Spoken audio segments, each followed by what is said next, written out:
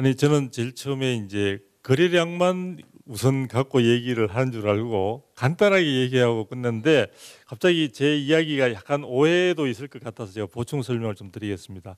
아까 제가 이제 거래량 부분에 있어서 이제 서울시 부동산 정보광장에서 이제 1월 달에 거래량이 1,300건이 조금 넘는 것으로 확정됐다는 것은 제가 그것으로 인해서 봄 기운이 좀 보인다는 것은 이제 이 거래량이 충분히 시장이 활성화될 정도의 거래량이라는 의미는 아니고요. 지금 그동안에 이제 우리 거래량이 거의 1,000건 아래로 700~800건에 불과하던 부분들이 지속이 되어 오면서 시장의 위기 이야기들이 이제 우려들이 상당히 많은 상태였는데 그 부분을 타개할 수 있는 또 탈출할 수 있는 그런 희망의 빛이 보인다는 측면에서 말씀드린 거기 때문에 그렇게 좀 이해를 해주시면 좋을 것 같고요. 그 다음에 제가 그 미분양과 관련해서 조금 말씀을 좀 드리겠습니다. 이 미분양이라는 것 또 분양이라는 부분들이 가지고 있는 의미는요. 그동안에 우리가 금리를 이야기할 때는 수요 측면에서 계속해서 우리가 접근하게 되는 거죠. 그런데 이 분양이라는 부분은 어떻게 보면 우리가 주택 시장에서 공급이라는 측면에서 우리가 좀 살펴볼 수가 있는데요. 현재 미분양 같은 경우에 있어서는 이제 7만 호가 넘는다고 지금 알려지고 있습니다. 그래서 이 7만 호 건설 시장에서 생각할 때 견뎌낼 수 있는 미분양이 있더라도 충분히 견뎌낼 수 있는 그 규모 자체를 미분양의 규모를 보통 6만 호 정도를 마지노선으로 보게 되는데요. 이것은 뭐 다른 의미도 있겠지만 두 가지 의미가 있는 것 같습니다. 하나는 건설 시장에서 경험적으로 이 정도 있을 때는 그나마 있어서 수익성에 있어서 충분히 견딜 수 있다는 그런 의미가 있는 것 같고요. 또 하나는 5년 내지 10년 동안의 그동안의 미분양의 수치를 갖다가 평균 내어 보니까 한 6만 호 정도 되는 것 같은데 지금 제가 느끼기에는 현재 6만 호, 7만 호 정도 돌파했다고 이야기하는데 이 미분양 물량이 늘어나는 속도가 너무 빠릅니다. 그러다 보니까 과거에 우리가 이제 최대 물량이 16만 호를 이야기하기도 하는데요. 그때 16만 호라고 할 때도 사실상 그 지자체에 신고되지 않은 물량까지 감안하면 건설업계에서는 당시로서는 20만 호가 넘었던 것으로 이해를 하고 있습니다. 그래 그런 측면에서 보면은 현재의 그 7만 호라는 게 문제가 아니라 이 부분이 계속해서 빠르게 증가하고 있다는 것이 문제고요. 그런 부분이 가지고 있는 미분양이 가지고 있는 굉장히 충격 부분이 어느 정도냐면요.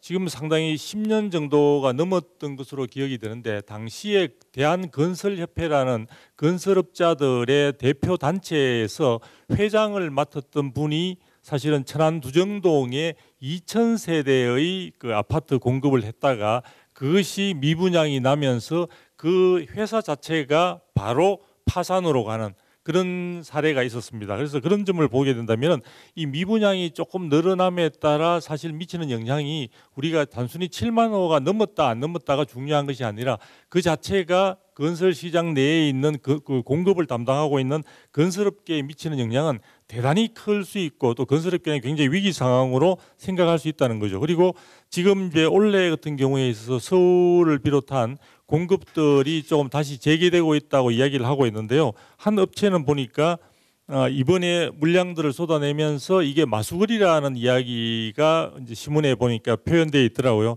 그만큼 지금 분양을 하는 업체들조차도 사실은 시장에 대한 전망을 밝게 보고 한다기보다는 우리가 인허가를 받고 나서 실질적으로 착공에 들어가야 될 수 있는 최대한 버틸 수 있는 기간이 주택법상으로 5년으로 되어 있습니다. 그러니까 5년 이내에서 가장 시장 상황이 좋을 때 분양에 직접 들어갈 수가 있는데요.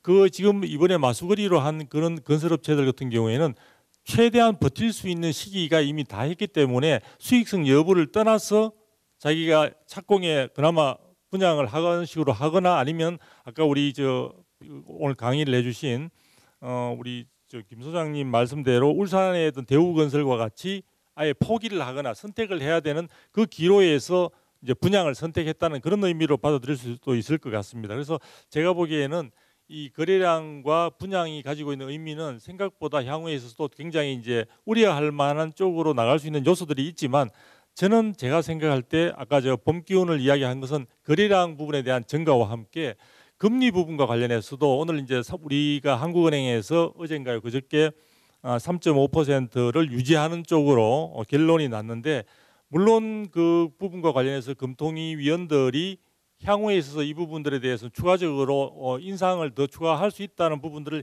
이야기하고는 있습니다. 그런데 그 이창용 한국은행 그 총재가 이야기한 바를 보게 되면요.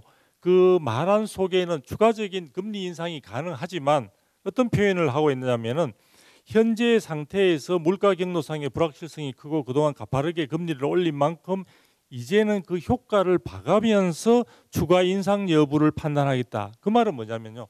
금리를 그동안 미국의 금리 인상으로 인해서 그 갭을 줄이기 위해서 불가피하게 우리도 따라가 많이 올렸습니다만 이 금리 인상을 하게 되면은 물가는 안정시킬 수 있지만 또 하나의 부작용이 따르게 되죠. 뭡니까? 경기가 극도로 침체되는 굉장히 문제점들이 도출될 수밖에 없고요. 미국도 그 부분을 굉장히 우려하고 있습니다. 그렇기 때문에 미국의 경우에서도 현재 부분에 있어서 추가적으로 하더라도 한 뭐 0.5%라든지 많아야 정말 극단적인 상황에 가더라도 이제는 1% 내에서만 아마도 상승이 될 것으로 보여지는, 그렇기 때문에 한국이든 미국이든 간에 실질적으로 금리가 추가적으로 올라갈 수 있는 상단 부분은 어느 정도 이제 조금씩 보이기 시작한다.